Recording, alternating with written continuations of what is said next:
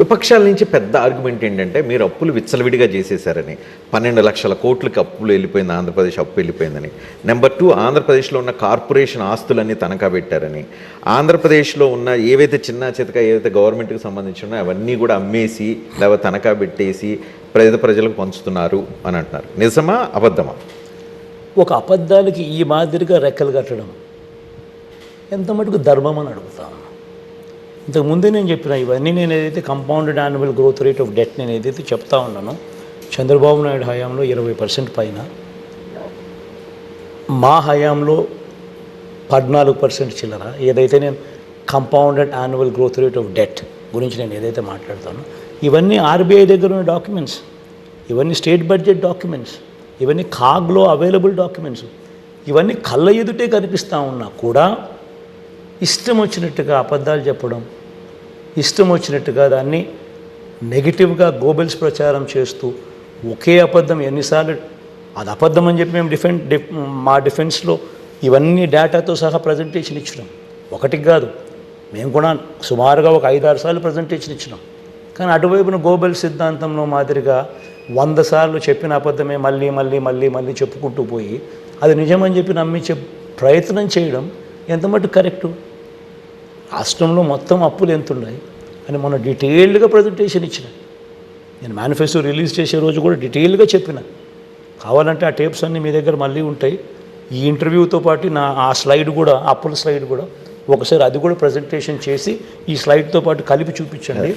ఎవరి హయాంలో ఎవరు ఎంత అప్పులు చేసినారు, ఎవరి హయాంలో అప్పుల్లో గ్రోత్ రేటు ఎవరి హయాంలో ఎక్కువ ఉంది అనేది కూడా క్లియర్ కట్గా తెలియదు. ఎందుకు అడుగుతున్నానంటే ఇది ఎక్స్పెక్టేషన్స్ ఆర్ టూ హై. మీరు మేనిఫెస్టో 2019 మేనిఫెస్టోని మీరు మొత్తం ఇంప్లిమెంట్ చేశామని అంటున్నారు.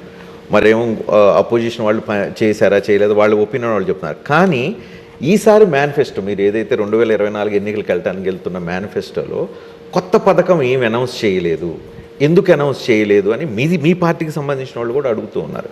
Any specific reason?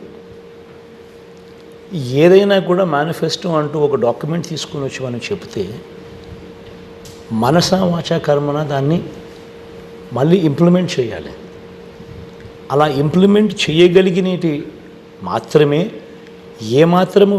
ఏమాత్రం వెసులుబాటు ఏ మేరకు ఉంటుందో ఆ మేరకు మాత్రమే మనకు అవైలబుల్గా ఉంటుంది.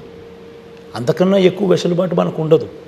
మీరు అంటా ఉన్నట్టుగా ఇంతకుముందు నేను చెప్పినాను, ఇంతకుముందు మీరు అడిగిన క్వశ్చన్ కూడా ఇష్టం వచ్చినట్టుగా ఎవడంటే వాడు ఎంత అంటే డబ్బులు తీసుకొని రాలేము. ఎఫ్ఆర్బిఎం రిస్ట్రిక్షన్స్ ఉన్నాయి. ప్రతి రూపాయి నువ్వు తీసుకొచ్చేదంతా కూడా it's governed by certain norms. Beyond that ఎవడు తీసుకునే అవకాశము లేదు. ఏది పడితే అది తనఖా పెట్టి తీసుకురావడం కాదు. అది పడితే నీకు ఎవడు పడితే వాడు ఇచ్చే పరిస్థితి ఉండదు, నువ్వు తీసుకొచ్చే అవకాశం అంతకన్నా ఉండదు. ఎవడన్నా అలాంటి మాటలు ఏదైనా మీకు చెప్తే దయచేసి మీరు కూడా విజ్ఞతతో అటువంటి బుద్ధి లేని వాళ్ళకి అర్థమయ్యేట్టుగా చెప్పే కార్యక్రమం చేయండి. Because everything is governed by certain norms. ఇష్టం వచ్చినట్టుగా తీసుకొచ్చే కార్యక్రమం చేయలేము, బియాండ్ ఎఫ్ఆర్బిఎం పోయే అవకాశము లేదు. సో ఈ మాట ఎందుకు చెప్తున్నాను అంటే మీరు అడిగిన ఇంతకుముందు అడిగిన ఆ క్వశ్చన్కి సమాధానంగా చెప్తాను. ఇక్కడ ఉచితాలు ఏ స్థాయికి ఆంధ్రప్రదేశ్లో వెళ్ళిందంటే మీరేమో 50-60 వేల కోట్ల రూపాయల ఉచితాలకు సంబంధించి ఆల్రెడీ రన్ చేస్తున్నారు. మీ అపోజిషన్ పార్టీ అధికారంలోకి రావటం కోసం వాళ్ళు కూడా 1,20,000 కోట్లు మీరే చెప్తూ ఉన్నారు. 1,50,000 కోట్లు అన్నీ చూస్తే 1,65,000 1,65,000 అటువైపున, ఇటువైపున 70,000 కోట్లు ఇటువైపున. సో ప్రజలు టెంప్ట్ అయ్యే అవకాశం లేదా? 70,000 కోట్లు తీసేసుకున్నాక రేపు 1,60,000 కోట్ల రూపాయల బెనిఫిట్స్ మాకు వస్తాయని టెంప్ట్ అయితే? టెంప్ట్ అవుతారు, టెంప్ట్ అవ్వరు అనే సమస్యకు అది కాదు రజని. మనం ఏదైతే చెప్తున్నామో అది చేయగలుగుతామా లేదా అనేది సమస్య.